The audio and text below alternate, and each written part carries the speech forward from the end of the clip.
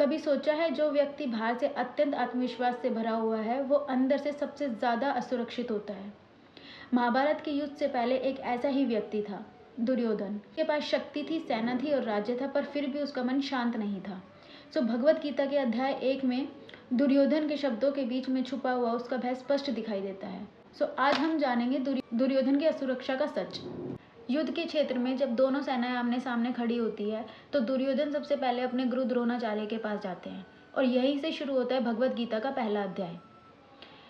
ध्यान देने वाली बात यह है, दुर्योधन पहले अपनी सेना की शक्ति नहीं गिनवाते, वो सबसे पहले पांडवों की सेना की शक्ति गिनवाते हैं और यहीं से उनके मन का भय बोलता है।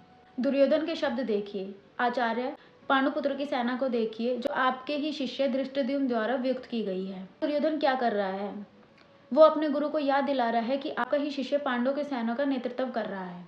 इसका मतलब दुर्योधन के मन में छुपा हुआ डर है, ज्ञान आपने दिया था वो मेरे विरुद्ध इस्तेमाल हो रहा है। यही होती है असुरक्षा। जब हमें अपनी शक्ति पर विश्वास नहीं होता तो हम दूसरों की शक्ति से घबराने लगते हैं। दुर्योधन एक एक पांडव योद्धा का नाम लेता है, भीम, अर्जुन, द्रुपद, विराट। सोचिए, अगर कोई व्यक्ति सच में निडर होता है तो क्या वो अपने दुश्मनों की इतनी तारीफ करता है? नहीं।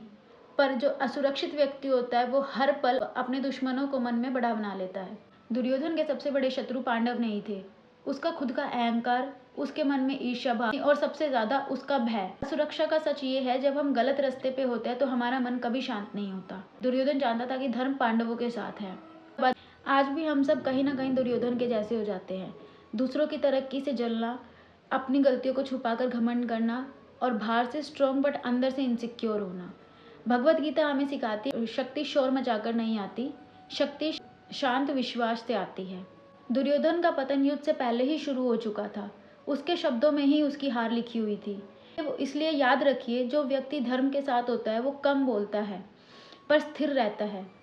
यही है दुर्योधन का भय और यही है असुरक्षा का सच। मिलते हैं अगली वीडियो में पूरा अध्याय सैटरडे को, और गीता के श्लोक के साथ जुड़े रहने के लिए मेरे चैनल को लाइक, शेयर, सब्सक्राइब करें। राधे राधे।